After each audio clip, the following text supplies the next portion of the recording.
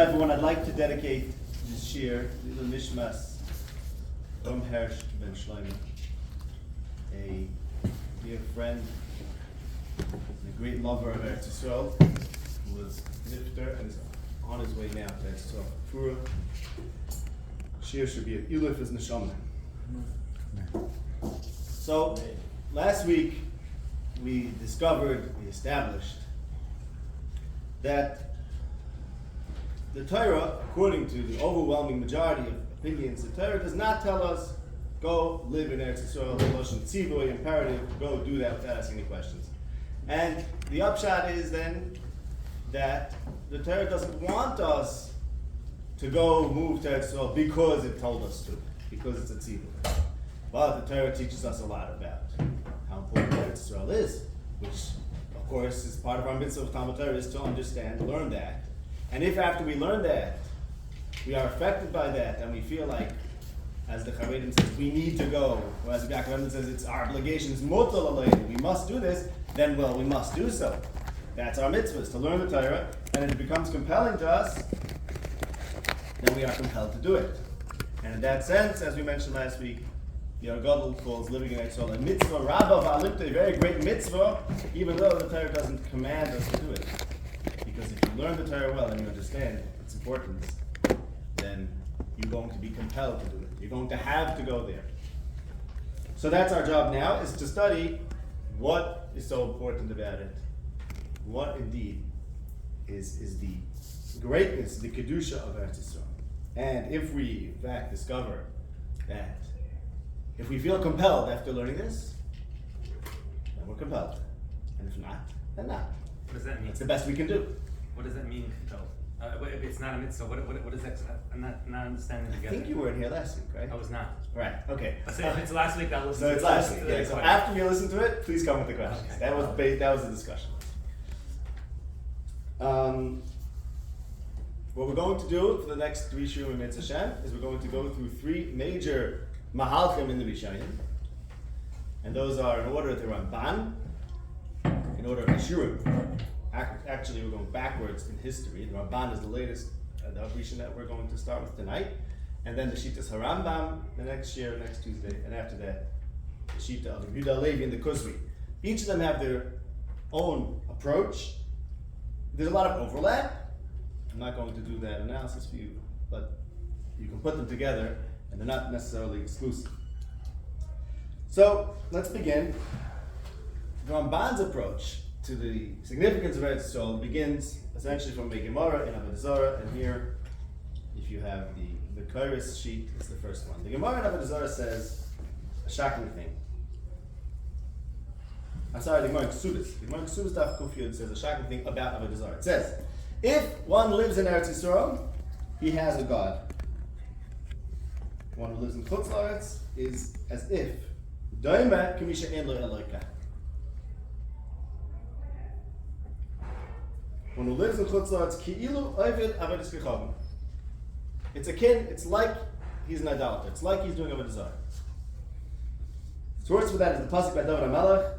David HaMelech, who was running from Shaul, said, they're chasing me away and telling me he had to leave Eretz Yisrael, and he said, they're chasing me away and saying, Lech avoid lehim acherim. Go worship other gods. Who told David? Did someone tell David, go worship other gods? This teaches us that if you have to leave Eretz Yisrael and go to Chutz La'aretz, it's as if you're worshiping Avodah Zarah. So this is obviously a very drastic statement, and our obligation to understand the words of Chazal, to understand the Torah, demands that we don't just view this as some hyperbole, and we understand, well, what is this about? How does where you're living determine relationship with Hashem? Hashem controls the whole world. We can relate to Hashem seemingly equally wherever we are. Why does the Gemara say that living in a specific place on the planet makes you like you have a God, and living in other places makes you similar to Rabbi Avodah Zarah? The Ramban has a Yisod which he discusses in numerous places, and two of them are here on the Makairos sheet.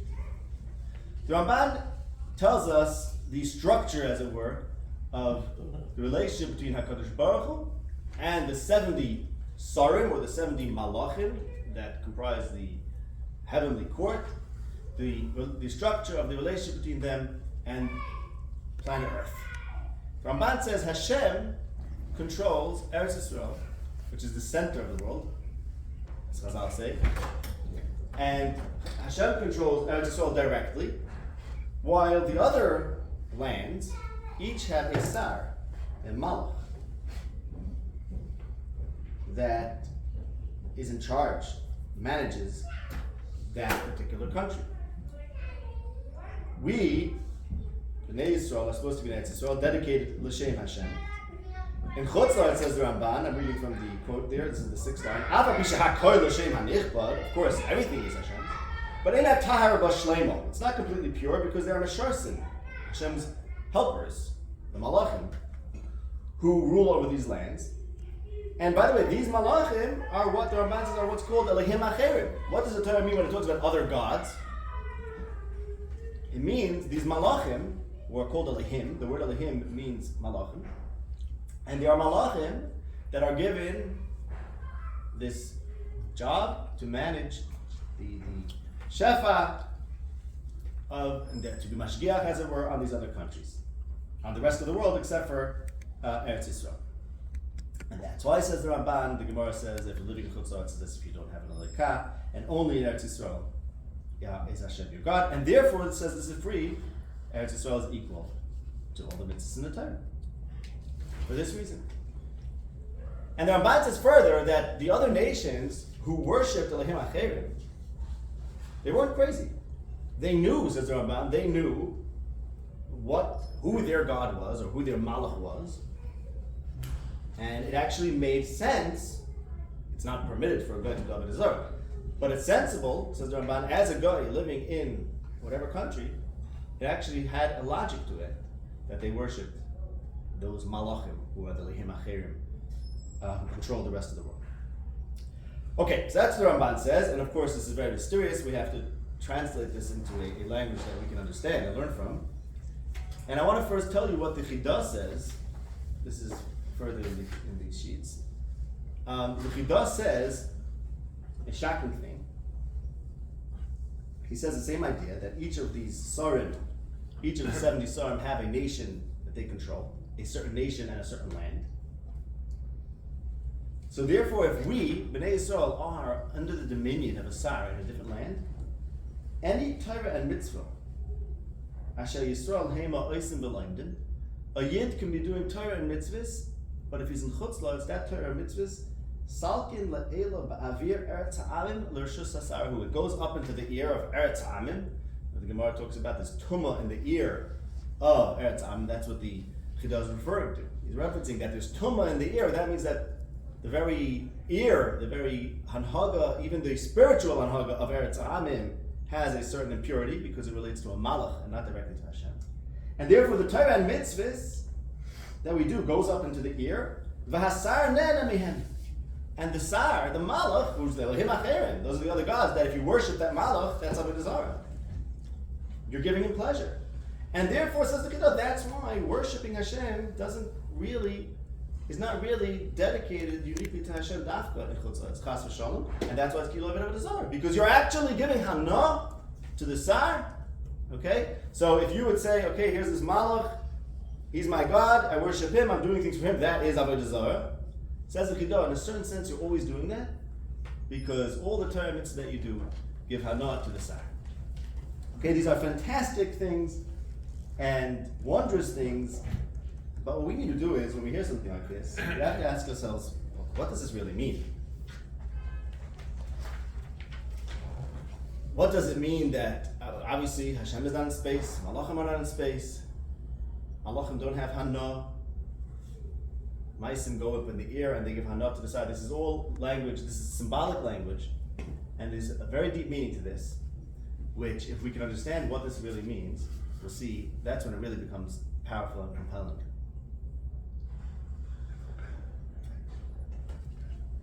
So what we need to understand is, what does it mean that other lands are more in control of angels of the Sarim, while that souls directly control Hashem? That's what we want to understand. In what sense? Is this just merely some metaphysical step that, okay, there's Hashem, and then there's Eretz Yisrael does direct, other lands are through the side. What does that mean? Why does that matter? And how does it become, to the extent that the Chidah would say that we're actually giving hanot to a sire when we do avodah miyuchedes Hashem, we're doing something l'shem shemayim only Hashem, and the Chidah says it's not really miyuched Hashem, it's not really uniquely Hashem, it's going to the sire. What does that mean?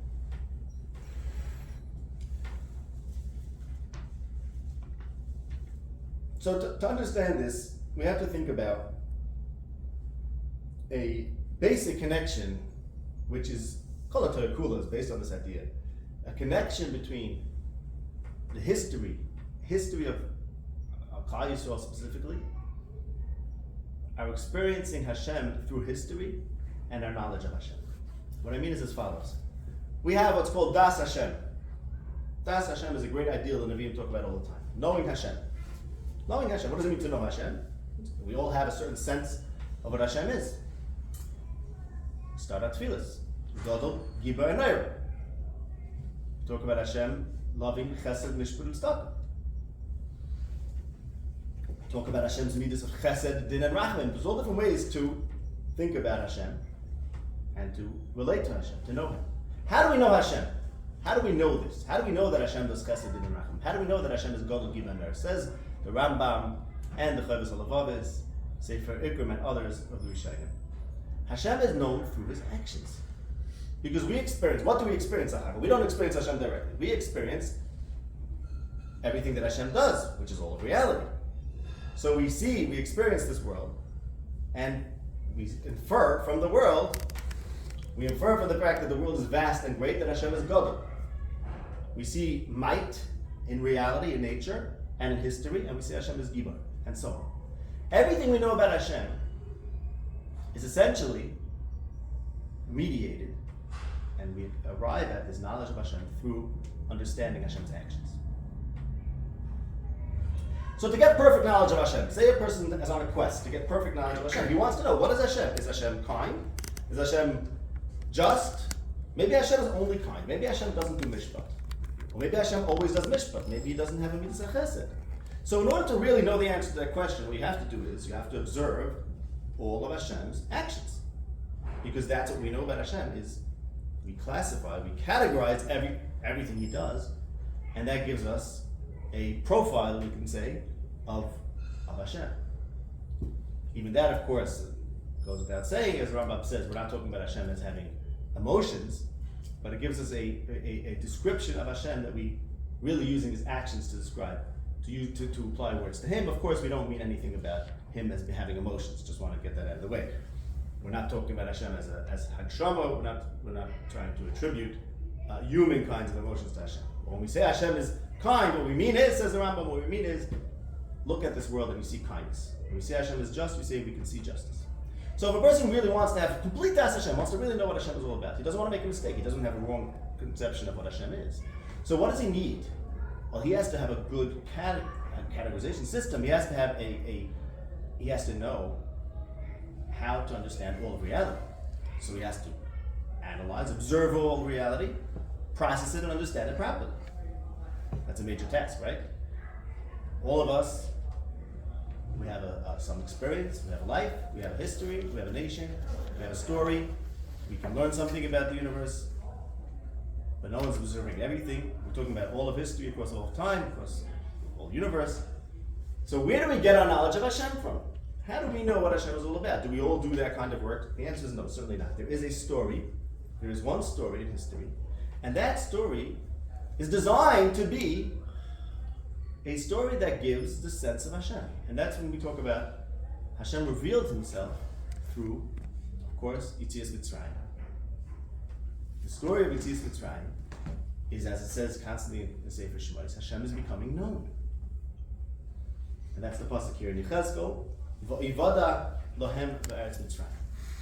In Eretz Mitzrayim, Hashem became known. And what that means is that you don't need to study all of history and all of reality till you can be confident that you know what Hashem is. If you study the story of Yitzias Mitzrayim, or even if you don't necessarily study it, but you experience it, and you think about it, you talk about it, that story, in a nutshell, gives you a sense of what Hashem is about.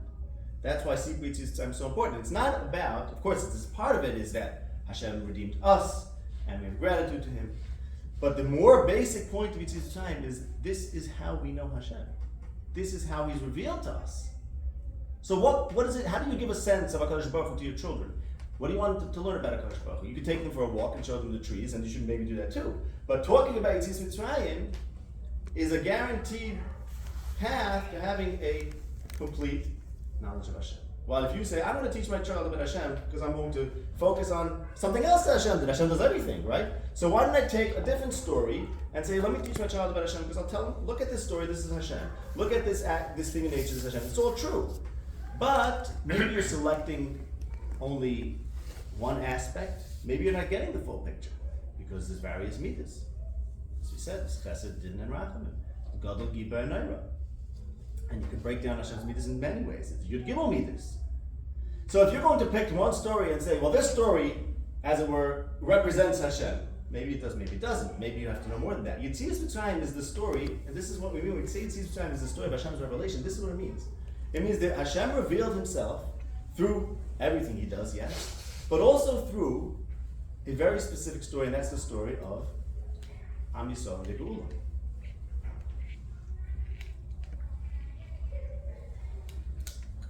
So Yetzias Mitzrayim, as it were, parted us all from being Avram Avinu's. See, if there wouldn't be Yetzias Mitzrayim, we'd all have to be like Avram Avinu. We'd all have to discover Hashem on our own. How did Avram discover Hashem? He looked at the reality, and he figured it all out. Yetzias Mitzrayim says, okay, Avram did his work, now Hashem is going to reveal Himself to us. And what does it mean to reveal Himself to us? What that means is He's going to do something to us that's going to make such a profound impression, and the profound impression that it makes is Das Hashem. Not everything that makes a profound impression is Das Hashem. Sometimes a person could have a profound impression and have a very spiritual experience and feel like he saw something, he experienced something divine, but maybe he's not getting a full picture. Maybe, imagine a person, let's say, who has an experience which he recognizes as coming from Hashem, and as everything does, but that experience doesn't fully capture what Hashem is about. Let me give you an example. Let's say a person would think that Hashem only does chesed and never does din. Hashem only does boundless kindness without ever judging whether a person deserves it or not. What if a person would think that? What if a person would really believe that? Okay? And that would be his sense of Hashem. So this God that he's worshiping is what we call Elohim Acherim. And the reason for that is because what this person's doing by not understanding the full picture is he's basically taking one aspect of the divine, one aspect of Hashem, and that's the totality of his sense of HaKadosh Baruch Hu. So is Hashem about chesed? Yes. But if you think he's only about chesed, then you deified one aspect of Hashem. So the idea that there's 70 sarim, 70 malachim, the idea means there are 70 aspects of the divine. There's 70 aspects of Hashem. If you understand all of them, and you see how they're all united, and they really all come from Hashem Echad, then you, in your mind, I'm not talking about any lands here, I'm not talking about anything spatial, you've reached past the malachim, and you understand Hashem Echad. Because you understand how all of the 70 aspects, all of the 70 midas, let's call it, or 70 manifestations are all rooted in one thing. You understand Hashem Echad. But if you don't see how they're rooted, if you see there's diverse things that happen in the world, there's this midah, that midah, the other midah, you don't see how they all come together. And if you pick one of those midahs, you say, this is the midah that I've experienced the most, then you are an Oived Elohim Acher. Now, most of us are not so sophisticated in our theology. So I'm giving you the extreme idea of someone who develops a religion or a sense of God that's incomplete. That's, by definition, someone who's Oived Elohim Acher. Most of us don't develop that kind of sophisticated, worked out idea of HaKadosh Baruch Hu. We, Bnei Yisrael, have the experience of Yetzias Mitzrayim, which supplies us with the replacement, to a certain extent, for the obligation for each of us to develop a complete sense of HaKadosh Baruch Hu on our own. We know that this story, learn this story, teach it to your children, that should be their idea of HaKadosh Baruch Hu, and that will give you the right picture. That's the story of Bnei Yisrael. Now let's talk about another nation. Other nations don't have that story. That's not their history. It's not part of their past. That's not their life experience. They experienced something else. What did they experience? Well, every nation has its own experience. Every person has its own experience. That particular experience that any nation had is not Das Hashem. It's not going to give them a full sense of what Hashem is. It will give them a sense of what Hashem is, because everything in the world can give a person a sense of Hashem. Because everything in the world says something about Hashem, because everything is Hashem's actions. But if you just take part of Hashem's actions, which is what everyone does, because everyone only has a part of that, everyone only has a certain history, a certain experience, then you are liable to developing a sense of HaKadosh Baruch Hu, which is incomplete. And that's called serving Elohim Acher. So to give you a concrete way of thinking about that, let's say you have a nation that didn't experience much din, never saw clearly that Rishon get punished, as we did in Mitzrayim. So their sense of the divine might be that it's all love and not justice, and not stern justice. In that sense, they have Elohim Acher, because it's not in their history. This idea of HaKadosh Baruch Hu punishing Rishon is not part of their experience. And in that sense, then, every nation, because every nation has its story, every nation has its history, its culture, every nation has their sar. They have their sar. What it means it has their sar, it means they have their fraction, their fragment of divinity. Only one aspect, of course it gets more complicated than that, they can have a few aspects of HaKadosh Baruch Hu. The only nation that has a revelation that truly reflects Hashem Echad is Bnei Yisrael. That's the first step with Ramban. When we talk about Klal Yisrael is miyuchad for Hashem, that's what it means. It means Hashem chose a nation through which He's going to reveal Himself. Right? This is basic. We all know this. And what that means that Hashem chose Klal Yisrael to reveal Himself through them is that the story of Klal Yisrael is the story of Hashem. That means, is, like I said, we don't know Hashem directly. So what do we know? We know He did this and that. And that we know what a person does. We know what He's like. We know what Hashem does. That gives us a sense of what He's like. What should you know about Him? What should you think about? This story gives you a full sense of HaKadosh Baruch Hu. So it's the story of Bnei Yisrael, the story of leaving Eretz Yisrael and going to Eretz Yisrael, which is the story of Das Hashem. If you're not aware of that story, if you're not part of that story, you simply don't have the kelim, you don't have the medium to understand Hashem fully. By the way, Chazal indicate, Rabbi Alevi makes this very clear, that a ger cannot be a navi. A ger, as great as he could be, cannot become a navi. And the reason for that is because nevuah is described as das Hashem. The pasuk says about Shmuel Hanavi, before the first time he had nevuah, and he didn't recognize Hashem was calling him. Hashem said Shmuel, Shmuel, and Shmuel thought that Eli was calling him. And the pasuk says Shmuel terem yoda as Hashem. Shmuel didn't have das Hashem yet. He didn't have experience of Hashem. So nevuah, the extreme das Hashem, the higher, the pinnacle of das Hashem, is to have nevuah. If someone has a full experience of Hashem, Hashem is so present in his mind, he has nevuah. And where does this presence come from? How does Hashem become present in a person's mind? Because the history, the experiences that teach about Hashem are his worldview. They comprise his worldview. A ger can never have that. A ger can intellectually discover Hashem. Can discover the truth about Hashem. But the idea of Hashem who reveals himself through history, which is so fundamental to Klal Yisrael, and in a certain sense, we're a little bit on a tangent here, but it's a very interesting thing. Rabbi Alevi talks about it so much in the Kuzri. The difference between Yiddishkeit and the knockoff religions, let's call it, is this: is that Yiddishkeit is about a history, a story of a nation. And as much as others took the Torah, took parts of the Torah, and tried to mimic Judaism, you can't mimic this. You can take ideas. You can take half ideas. But the essence of Yiddishkeit is not just ideas about HaKadosh Baruch Hu. It's ideas about a certain story, a certain history through which HaKadosh Baruch Hu reveals himself. And if you're not part of that history, says Rabbi Alevi, you can't be a Navi. Because that is what the connection to Hashem is based on the revelation through experience, not through intellectual discovery. That's important too. Of course, you have to learn Emunah through intellectual paths too. But the way that Hashem reveals himself to the world is through a story. And if you want a front seat to the revelation, you have to be part of that story. So now, if you're in Eretz Yisrael is a hemshech, of course, of Yetzias Mitzrayim.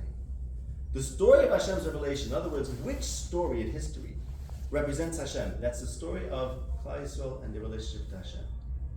The relationship to Hashem of Yetzias Mitzrayim and bringing them to Eretz Yisrael.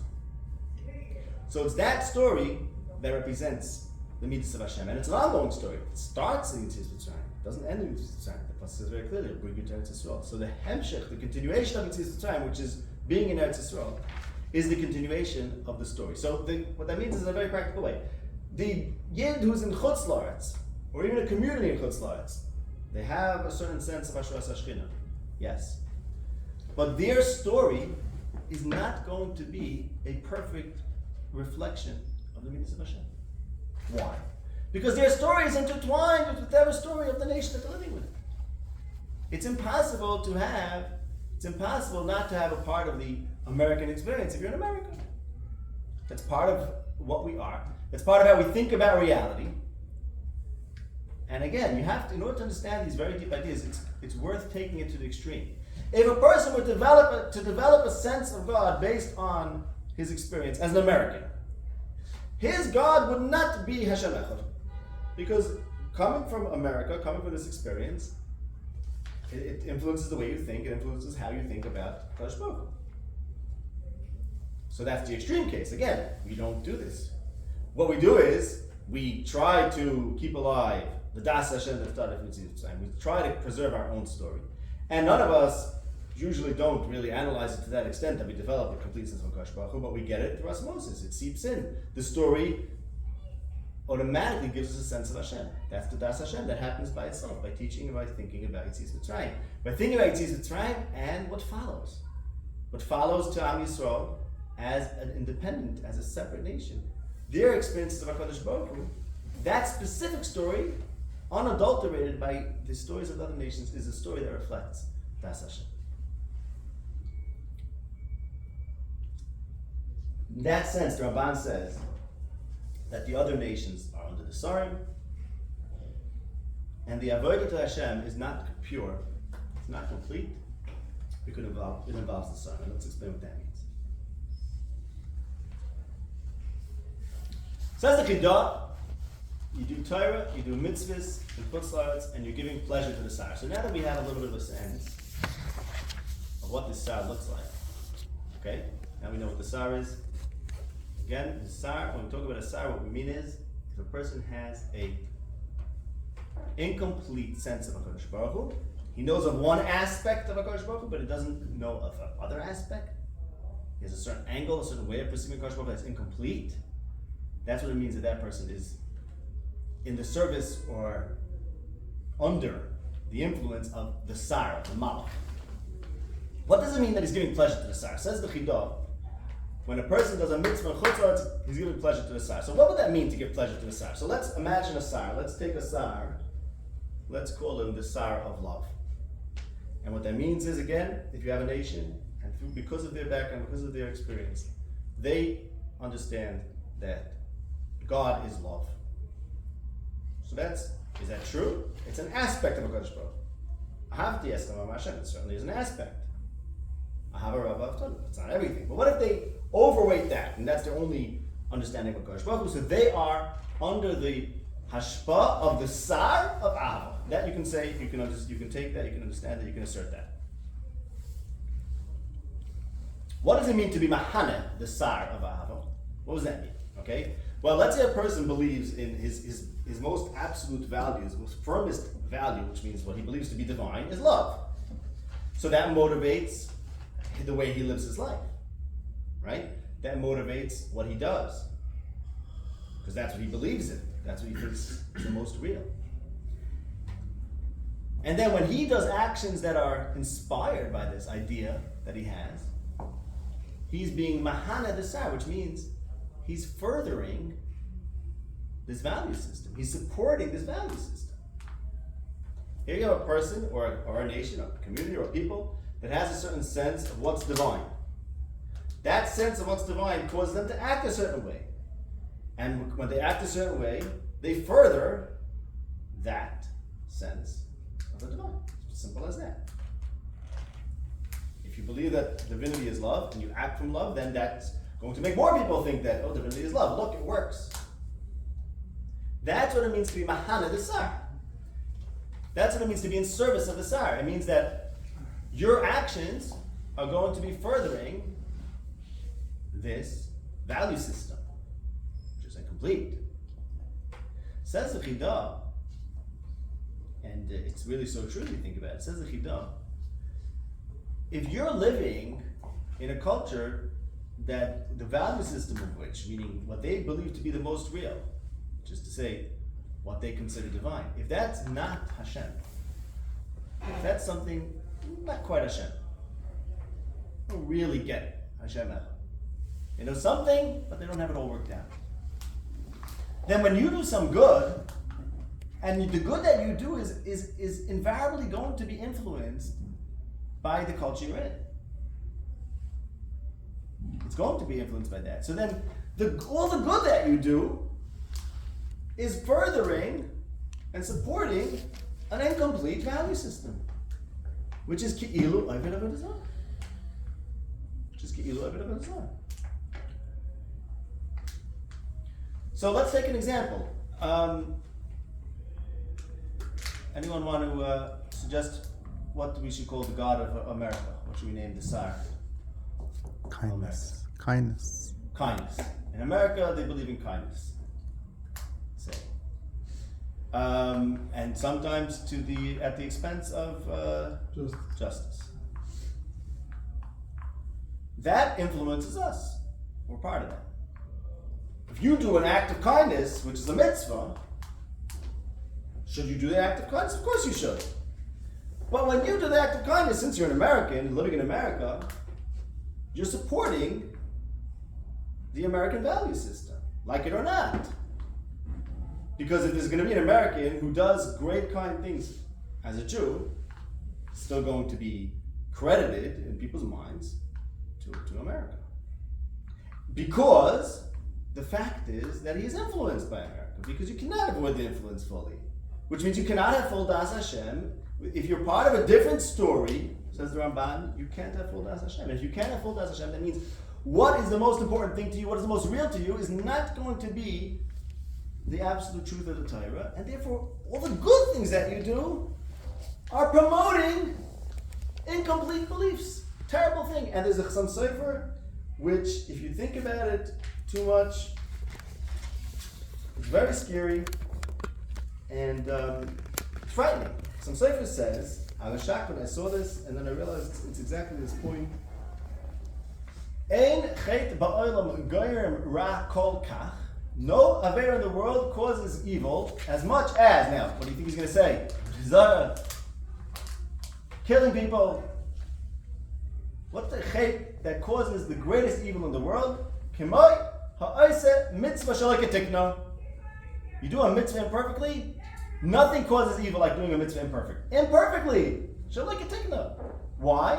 You're giving sparks of kedusha to the tumah. And again, let's understand this as a real thing, which it is.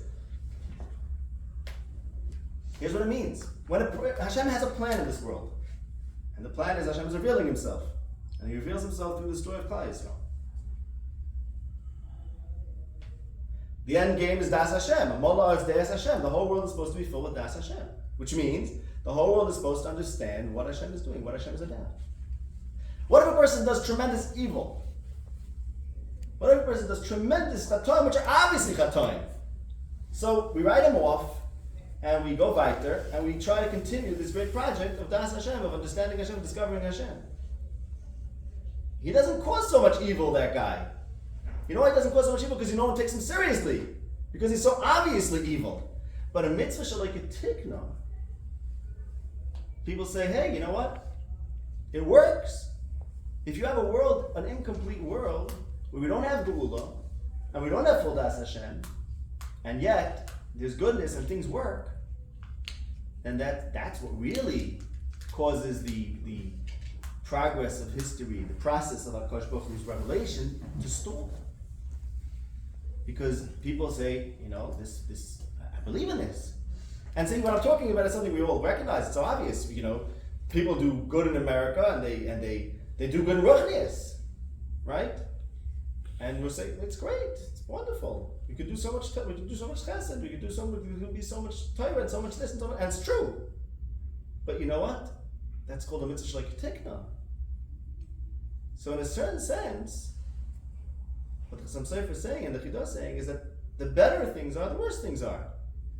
Because the better you make it work, when you're coming with an incomplete Havana of HaKadosh Baruch Hu, an incomplete Das Hashem, you're delaying people, the need for people to get it all worked out. And just to translate this into the language that we're talking about here, the more successful you are in the Chutz La'aretz and Ruchniistic-wise, the less you need to be in Eretz Yisrael. It's essentially another way, a more superficial way to say the same point. That's what the Chidah means, that in as much as a Ma'aseh Toiv is not coming from a fully worked out sense of Toiv, even if though it's good, but it's not coming from the full sense of Toiv, so it's being Mahaned, supporting something which is called the Rishus Hasar, the incomplete Gilui, an incomplete Gilui HaKadosh Baruch Hu. That is the idea. And what that tells us is it's so very important, because really what that tells us is, we start with this Ramban, and it sounds so mysterious.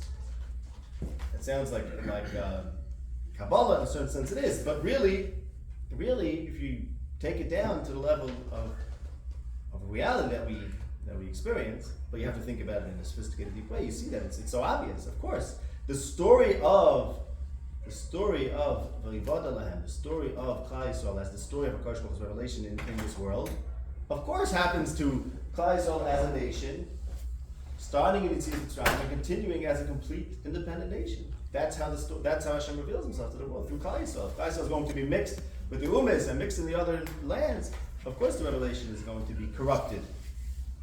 And it's going to be only a partial Hasag of HaKadosh Baruch Hu. That's all the Ramban means. I want to end with a raya to this.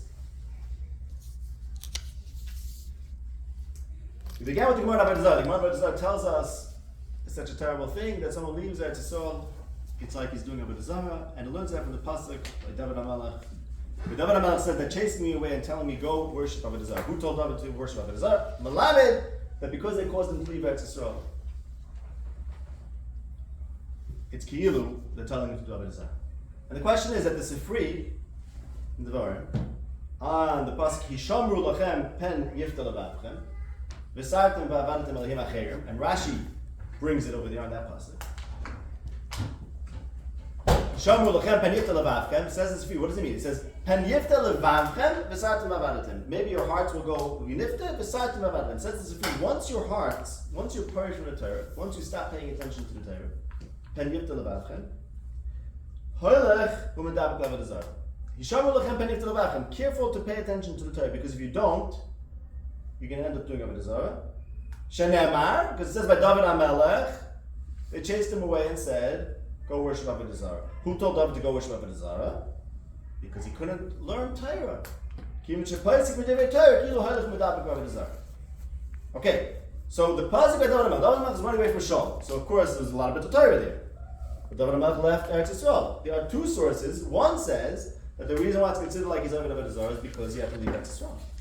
The other source says that the reason why it's considered like he's over Avodah Zarah is because he's blocked from Torah. Both of these drushes, by the way, are brought in Rashi on Torah. Two different places.